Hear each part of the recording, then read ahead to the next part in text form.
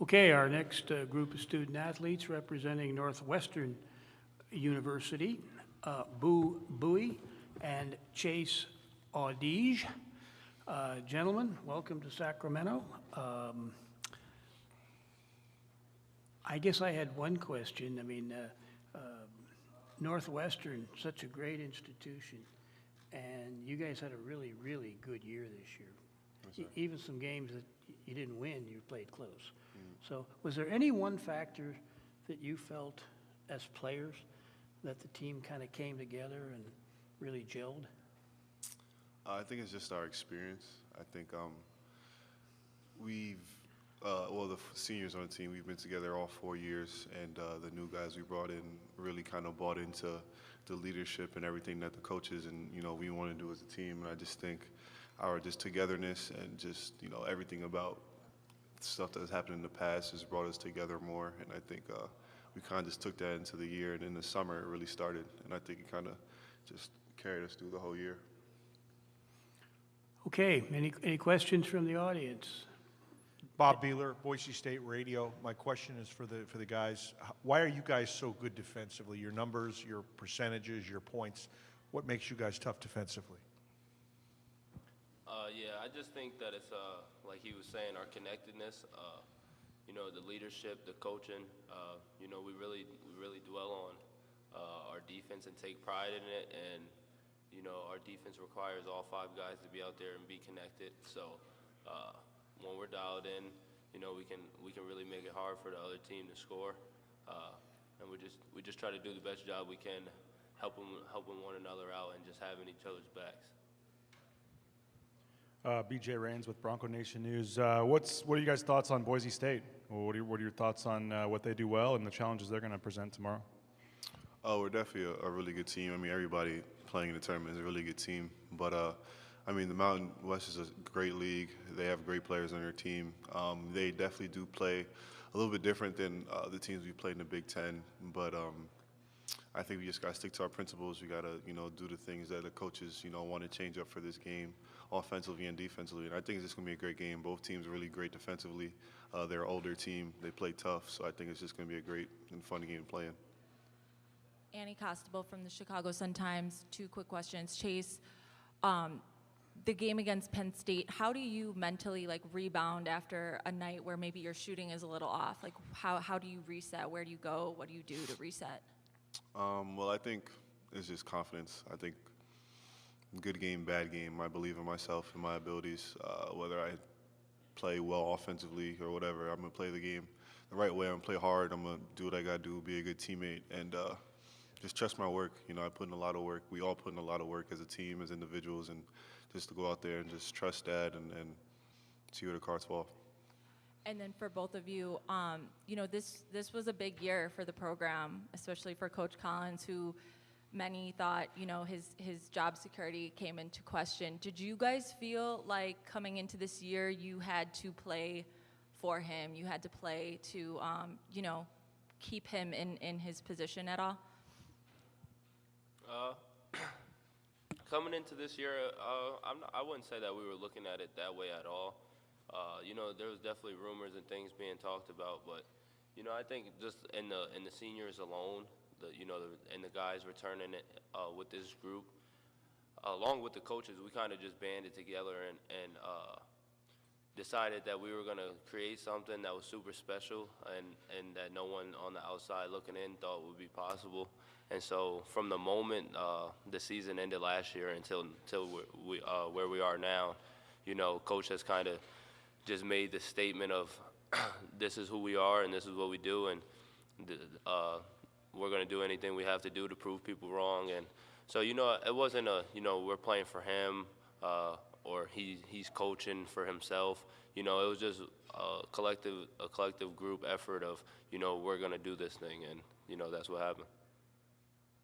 J-Test, KTVB. Chase, you look at you guys' numbers on the season. If you guys hold teams under 65 points, you're 20-1, and if you allow them over that, I think you're 1-10. Why is that such a magic number for you guys? It seems like 65.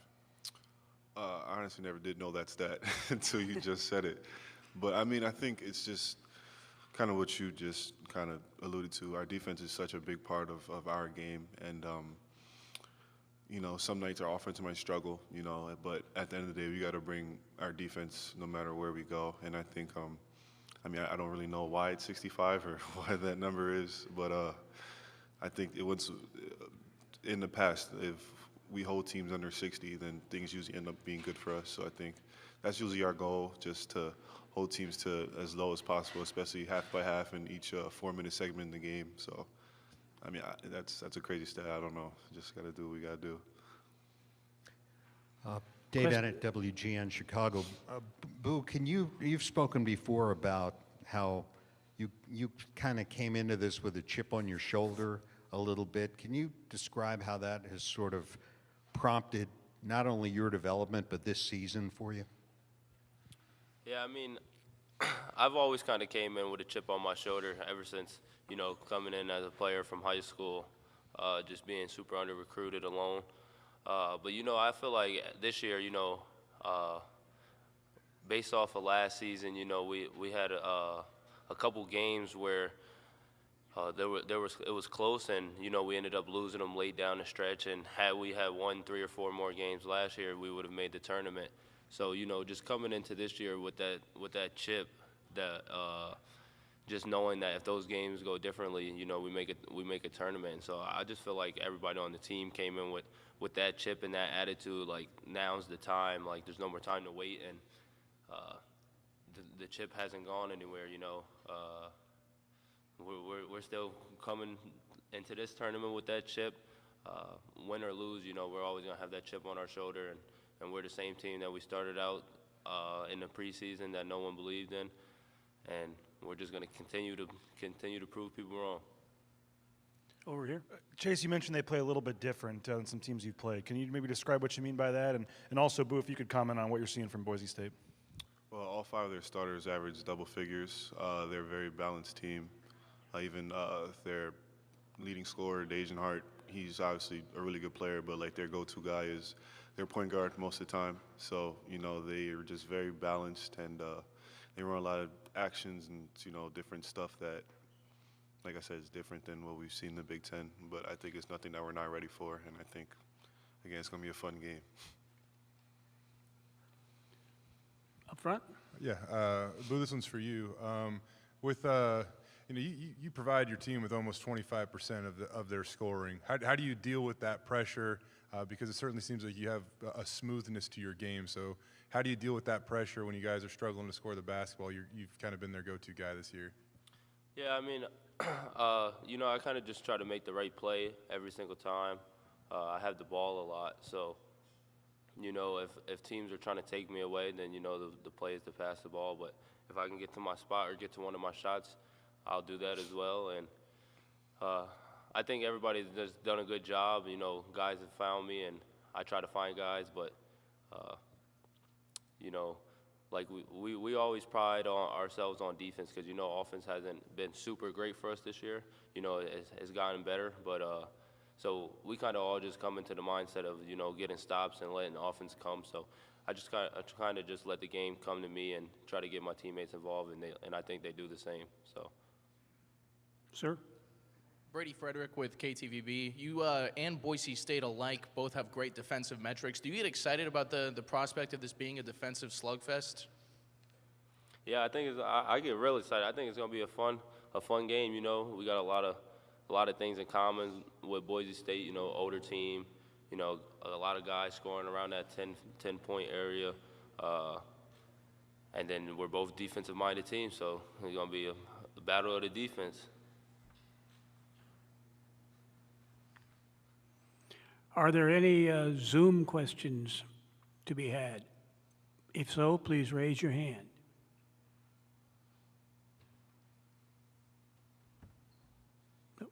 One more question from the gentleman up front. Hey, Boo, could you just tell me what you see out of Boise State point guard Marcus Shaver Jr.? I see an older player, smart point guard. You know, he leads the team, just controls them. You know, try to pick up pressure a little bit. Yeah, that's what I know from him. You know, not really much different than anybody I haven't seen. So, ready to go.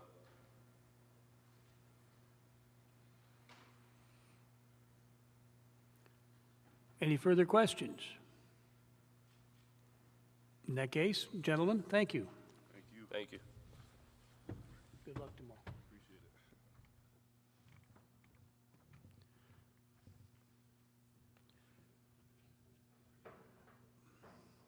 Coach Collins will be with us momentarily.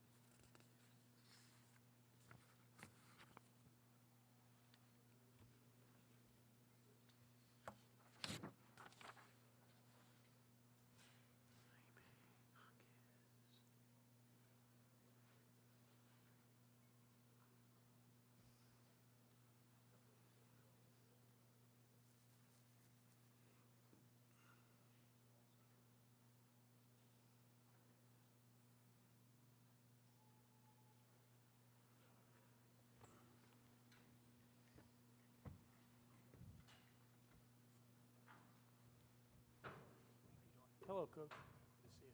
Doug Kelly. Hey, Doug. How are you? I'm fine, thank you. Where do you want me to sit over here? Yeah, right where your nameplate is. Awesome. Okay, we're joined by Northwestern coach Chris Collins. Chris has been Northwestern's head coach since 2013. Prior to that, he worked at Duke alongside Mike Krzyzewski from 2000 to 2013. This year, Northwestern 21-10 on the season, 12-8 in the Big Ten. And Chris, welcome to town. Yeah, thank you. We're excited to be here and excited to compete in the NCAA tournament. Great time of year. In your opinion, what was there a turning point in your season that you knew you had improved substantially from the beginning of the year? Yeah, I think our early slate in the non-conference was incredibly important for us. You know, we had lost a couple of our big guys, but we still had a lot of guys returning, but there were a lot of guys in new roles. And we had our early season tournament in Cancun, Mexico. We played a really tough Auburn team that's going to be in the NCAA tournament, lost a 1-point game. But just watching our team out there, the way they competed, we played Liberty, you know, a really good team, and beat them the first game. To see how we competed in those two games, and then to come home, and about 2 weeks later, we went up to Michigan State and won our first conference game at Michigan State. I think kind of during that time period, as we saw my team, I saw the kind of grit and toughness and how we were evolving as a team. I said, we have something here. We got to keep improving. We got to keep getting better, but we have a good group. We have a connected group. And this is a group that can be a good team if they continue to improve, which we did, and obviously really proud of how we were able to accomplish during the regular season in the Big Ten and put ourselves in a position to be out here. If you have questions for Coach Collins, please raise your hand. Over here. Coach, BJ Rains with Bronco Nation News. You've had a couple days to look at Boise State, the tape, the stats. What stands out to you about them? I think the thing I'm most impressed with is their balance. I mean, obviously it's an older team. It's a tough-minded team, really good defensively. I think you're going to have two defensive-minded groups that have really taken pride in that side of the floor. But anytime you're playing a team that has 5 guys averaging over double figures, it's harder to defend because a lot of times you might have 2 guys or 3 guys that kind of get the bulk of the shots, and you can play around that. I mean, these guys, it's kind of game to game. You don't know. Shaver could have a big game, or, Rice gets 25 to 30. Obviously, Degenhardt is a terrific player, inside, outside big, who can do a little bit of everything. Smith kind of does what he does. Agbo makes threes. So they present a tough challenge just having 5 guys, in my opinion, on the floor that can all score. And so you got to really be connected on the defensive end. You got to be locked into what they're doing. They run good stuff. They're a connected group. And just an older, tough-minded, winning, you can tell they're a winning program. They do what's necessary to win games. And I think we know we're going to have our hands full with that. They're a really tough team, and obviously Leon does a great job, and it's going to be a tough game for us for sure. The lady from the Sun-Times.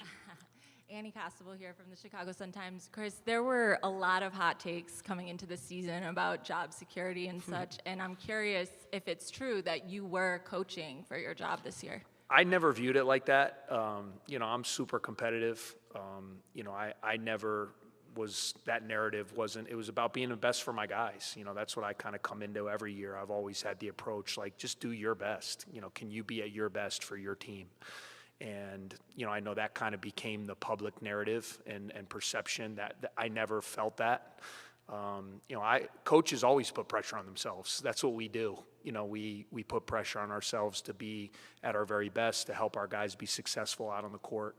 Obviously, we had a couple years where we didn't get over the hump, and last year was frustrating because I thought we had enough talent, and we didn't get there. So, we were anxious to get into the year this year and get after it and kind of prove that we could win. But, I never felt like it was make or break in any situation. I was just trying to be at the best for the guys and do our best as a staff to help them win. And one more quick one. What is it about this team, yourself included, that you feel like makes them so great, makes yourself so great at responding to pressure? Because this was a pressure year. Well, I just think your experiences. We have an older group. Our 2 guards, Buie, Chase Audige, they're guys who've been 3- and 4-year starters. Robbie Barron's been a 4-year starter. Ty Berry, Matt Nicholson, they're older guys. They've been through a lot. They've been through some wins, but they also have been through tough times, losing streaks, negative noise from the outside. And you got to learn how to deal with that and hopefully use it as fire and as fuel to get better and to get to the other side. I think our team really rallied around each other this year. The kind of noise around that we couldn't do it. I mean, it was a nice rallying cry because we believed we could, and that was great. We went out there. We didn't listen to what people were saying about us. We didn't listen to preseason prognostications. We said, let's just get better. Let's focus on what we can do, and let's go out there and win. And it's just such a great thing for these guys because they're the ones that have put in the time. They're the ones that have done it. And to go out there and have the season we've had and put ourselves in a position to be out here has made it really special for me as a coach. J-Test, KTVB. Oops, sorry. Yeah. You mentioned Max Rice, his name, and when he makes threes, Boise State's a really tough team to beat, and he's made a lot of them this year. Yeah. What have you seen out of him and what he brings to this Boise State men's basketball team? Well, typical coach's son. He's really smart. He's tough. Can really shoot the ball. And I mean, obviously, I had a chance over the last 3 days to watch a lot of their films, and he's scary because he's one of these guys. If he hits one, like I've seen him go on a run 4 or 5 in a row. I mean, I just watched their last home game against San Diego State, and all of a sudden he scored about 15 in a row there in the second half to kind of single-handedly win the game. So, you got to be accountable for him at all times. You got to make sure you're there when he catches the ball. And he's so crafty. You know, you got to stay down, make sure you don't foul him. But he's a really good player, really good scorer. And, you know, I've been impressed watching him on film these last few days. Bob Beeler, Bronco Radio Network. It seems like points are going to be tough to come by. Both teams are outstanding defensively. So how do you see your team getting points? Where do you think they're coming from? What's going to be sort of your offense? Yeah, I think, you know, they're so good when you allow them to set their defense. You know, so we have to do a good job in those instances of executing and making the right reads and right passes and certainly making some shots. You know, that's been a struggle for us at times. You know, we've had our problems on the offensive end in terms of shooting the ball. But I also think opportunistically, can we get out in the open floor a little bit? You know, can we force some turnovers? You know, or a long rebound where you might have a 4-on-3 or a numerical advantage where you can attack. Because I think both teams, if you let their defenses get set, it becomes harder. So I'm sure the same thing with them. If you can opportunistically find ways, out of bounds plays, you know, which we call kind of special teams. Anytime you're playing in a game where points are hard to come by, you know, you have to maximize every opportunity, and the margin for error is slim because you know it's not going to be a super high possession game. So I think both teams realize that, you know, and I want our guys to be ready to attack when they have numbers and attack the open court. And then when you have a good shot, you got to take it, because when you play against good defensive teams, if you don't take the first, you know, the shot that's available, you might not get another good shot. So I think those are going to be all things that are really important in this game. JTS, KTVB Boise. When it comes to Boo, I mean, we talked about, you know, pressure and stuff. How much does he put on his shoulders to be your guys' scoring presence on offense? And then overall, just what has he meant for your program? Because I'm assuming you guys probably wouldn't be here without him. Yeah, no, it's been a great, not transformation, evolution, you know, of his game. We gave him the ball when he was a freshman.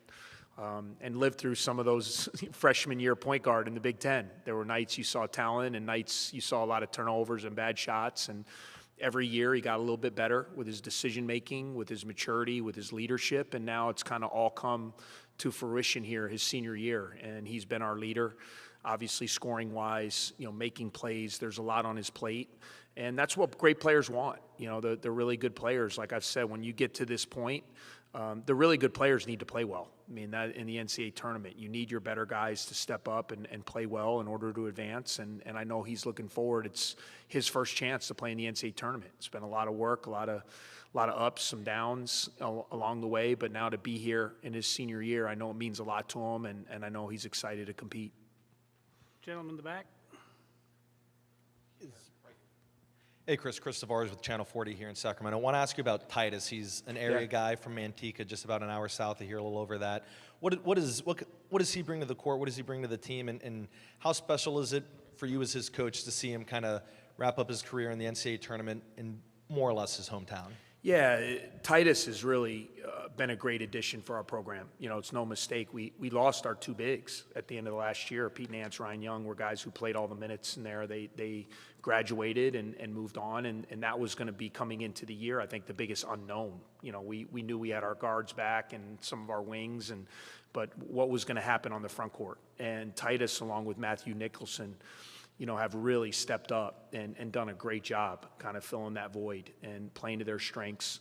And I'm excited for Titus. You know, the grad train, he's such a great high character guy. He's fit in seamlessly. He's been great for our program. He's been a great veteran, you know, for our guys who's played a lot of basketball. And for him now to come home and, you know, at the end of his career and play close to home, it was one happy guy. He had a big smile on his face when Sacramento popped up. So he's been telling all the guys until we got here what it was going to be like coming out, and I know he's going to have a lot of friends and family, and it's great, you know, because he hasn't played in an NCAA tournament either. So this is kind of first for him, and to do that in your hometown is pretty special. Josh. Chris, Josh Dubow from AP. Obviously, there was a lot of fanfare when you guys came to the tournament for the first time 6 years ago. How is it different this time, and just what do you guys need to do to sort of make it a more regular? Yeah, I think it's equally as exciting. You know, I mean, the first time, there's nothing like a first time. I mean, historically, for the history of the program, you know, first time in whatever, 75 years, it was almost like going to a Final Four or a national championship for a lot of our fans and the people involved in our program. You know, then we haven't been back, you know, in the last 5 years, and that was frustrating. You know, we weren't able to sustain that level. But we've worked really hard to kind of rebuild it with a new group. You know, none of those players that played on that team are on this team. So it's the first time for this group, which to see their smiles, to see their joy, to see their excitement, that keeps you energetic as a coach.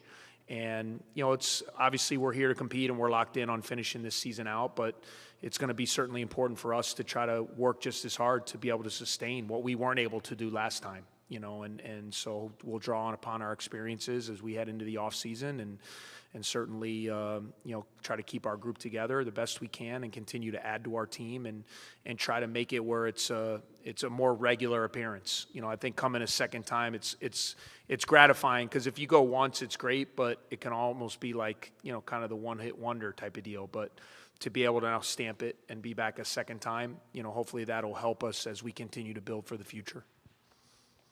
Coach, one more for me.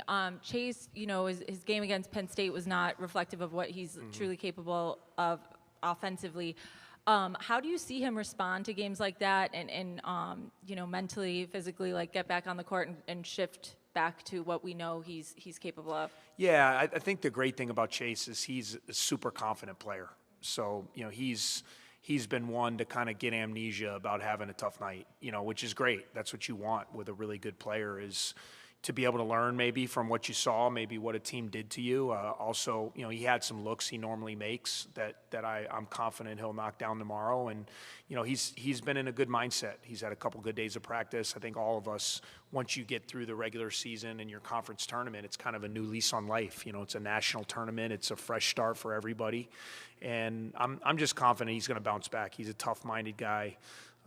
Obviously, we're going to need him. You know, he and Buie are two huge parts of our team, and we're at our best when they're playing at their best. So I know he's going to bounce back. I know he's excited. I just don't want him to put pressure on himself. You know, I want him to go out there and throw himself into competing and take what the defense gives him and then do what he does defensively. I mean, that's what's great about Chase.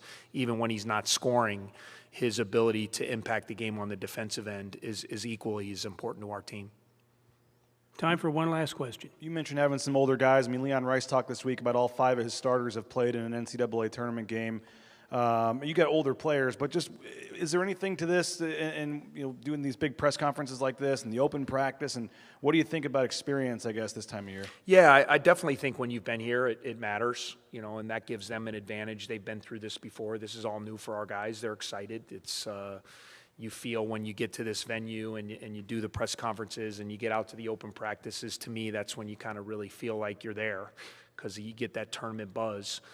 The thing I've just really tried to stress to my team is we want to enjoy it. I mean, this is a culmination of great thing. We want to celebrate what we've done, but also understand why we're here and to not stray from the formula. You know, let's have our same preparation. And at the end of the day, when the ball gets tipped at 4:35 or whenever we tip tomorrow, it's still a basketball game, and you got to lock into doing the things you have to do playing basketball. You can't get swept up and make the game bigger than it is, because if you do, you're going to be in trouble. You know, so we're trying to keep the normalcy as much as we can with our preparation, with our film watching, with our practices, things of that nature, and hopefully having, even though it's the first time for a lot of our guys, the fact that they're a little bit older, a little bit more mature, you know, hopefully they'll be ready to really lock in once the game starts. Coach, thank you very much. All right, thank you guys.